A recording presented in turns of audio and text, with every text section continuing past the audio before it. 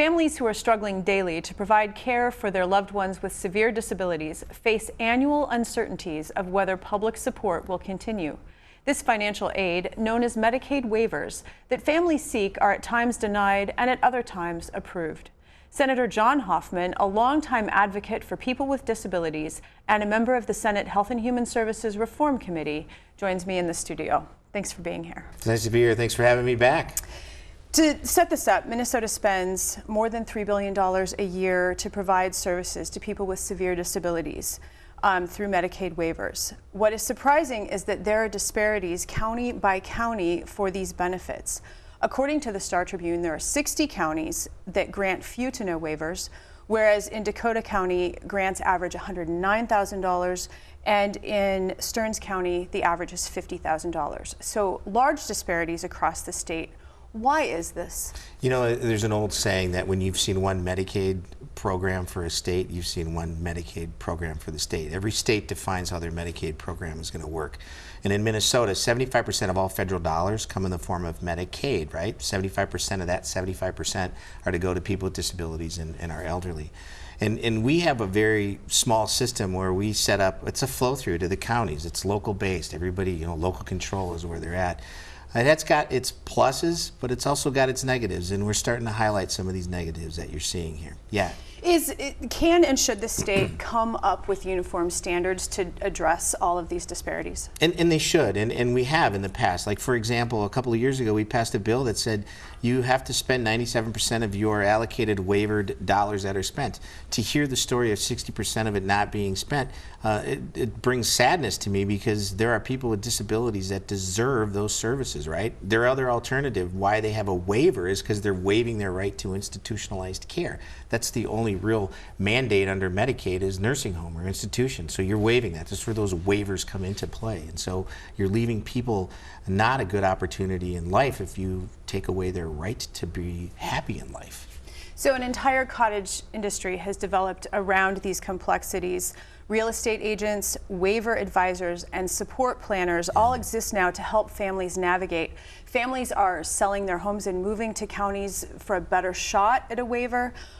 Some families hire private nursing firms to do an assessment that then can be submitted. Facebook has become a resource for families trying to understand how to navigate. Is there a way to make this simpler? It's the network. It should be simpler. I think one of the things it has to start with is how you devolve that information from the state down to the local level, how you manage that. Why is there 25% turnover in the folks that are in min choices, for example? I'll give you that. Or you're doing third party now case managing. You've got away from the case managers being county case managers to now a third party that's doing the case managing, where you don't have a relationship that's been built. And why I say the word relationship, years ago under early intervention services, they found out that what do families really want when it comes to services? And a lot of the industry experts thought, well, they wanted services and they wanted X and this widget or that widget. No, Dr. Carl Dunst, the report came back and said families want to be listened to, valued, and respected, right? So hence that same kind of a value or that feeling, that's why you see the Facebook thing happening. People are trying to surround themselves with people that are going to understand where they're at and what their wants, wishes, and desires are. We could learn from that example and maybe enhance that. Family Voices of Minnesota, the family structure, the family support pieces, the parent-to-parent models that are out there are all things that we should be doing better in Minnesota, and we're not. And it's really unfortunate that we've become this bureaucratic, draconian style when it comes to people with disabilities. The family in one of those articles was so stressed out, and you could feel. The article was written well. Chris the Sears. Star Tribune. Oh my God, yeah. I tell you, the guy yeah. knows how to write, and there you could feel the stress of that family, because that is really truly there. I mean, the outcomes for families and people with disabilities, poverty and disability go hand in hand. That's the desirable outcome? No. These families are under a lot of stress. Hence, they're going to find a place where they're going to relieve some of that stress, and the system should be orchestrated and well organized, and now it's not. You mentioned Min Choices, which was created by the Department of Human Services as an assessment tool in 2013. It's a computer application that was meant to simplify the process. According to the DHS website, a revision is in progress. But what is the value of this tool? Because it sounds like it's not working very well. I think, yeah, Senator Abler even said it's not working well, right? There's a lot of flaws. I even said they dropped the ball, they dropped it hard. I absolutely believe that. They didn't think about how this was going to be well executed. It's a good idea. Let's organize it so we can find out, where the commonality is. How do we integrate? How do we do the integration of those services and supports? But why should a family have to sit through 6 to 8 hours and not be personally connected to this? And the stories that I read in the article about the person whipping open their laptop, not even saying hi to the individual that they're doing, and the family stressing out on whether or not if they answer something wrong, it's going to cost them. And the answer is yes, it costs some families a lot. A lot of those services were gone. These are needed services that we have an obligation to provide, a moral obligation to provide.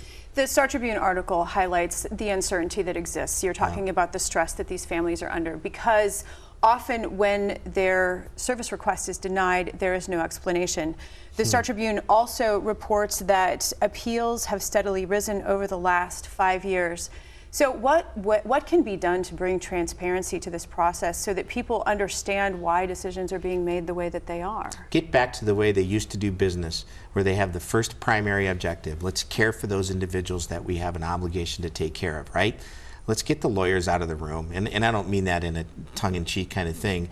But when you send a questionnaire, you send a statement in and you get a comment back, Jim and I just did a letter, and we could have got a comment back that would have said, Jim and John, thank you very much. We're going to look into this, right? We'd have been happy. I'd have been happy. But no, I got this 2-page, I'm going to use the word again, draconian letter that was written by a lawyer and not by somebody at the Department of Human Services.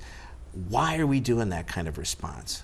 Have we lost sight of our first primary objective, which is to care for those that not only qualify but need those services? It's a question I guess I would have out there. It starts at the top, and it really does. And then the culture of that organization has to be one that's going to be focused on the mission of the individuals that they're there to serve and the fiduciary responsibility to the taxpayers. Because remember, for every dollar we put on the table, the feds match that right now. That's why Minnesota's got such a rich history of taking care of people with disabilities and our elderly, is we know that that investment goes a long way and it takes and provides those services.